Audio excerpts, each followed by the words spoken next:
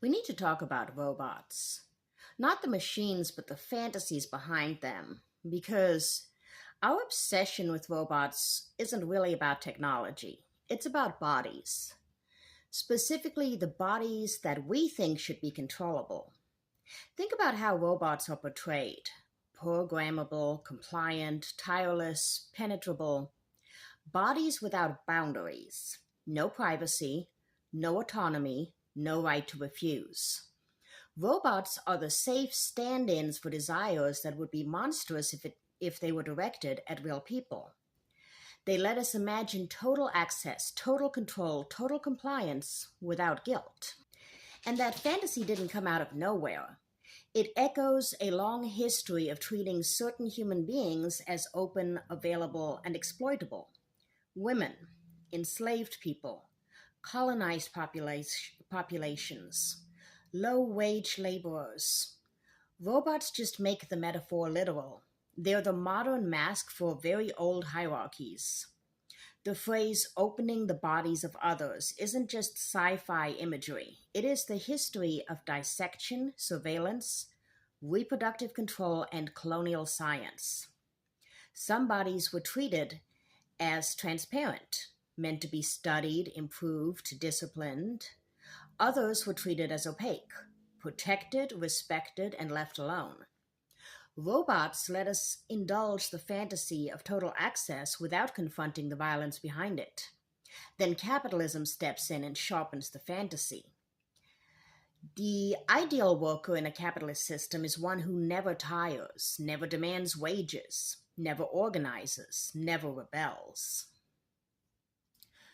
Robots embody that dream, but that dream was built on centuries of labor regimes that treated certain humans as properties, bodies imagined as infinitely available and replaceable. Robots are capitalism's guilt-free continuation of that logic, and you can't separate this from racism. In the US, the idea of a controllable body is inseparable from slavery, scientific racism, medical experimentation on Black and Indigenous people, and the policing of racialized communities. Worker robots, service robots, security robots, these categories in our fiction echo racialized labor roles. Even the aesthetics robots follow are those of racial scripts. And patriarchy completes the picture. Why are so many robots feminized? Soothing female voices, caregiving robots modeled on women's unpaid labor, sexualized robots designed for male consumption.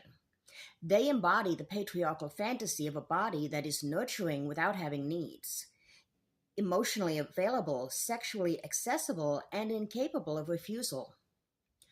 Put capitalism, racism, and patriarchy together, and the robot becomes the ideal dominated body. The worker who never resists, the racialized servant who never rebels, the feminized caregiver who never needs care, the sexualized body who never says no. Our fascination with robots isn't about innovation, it's about power.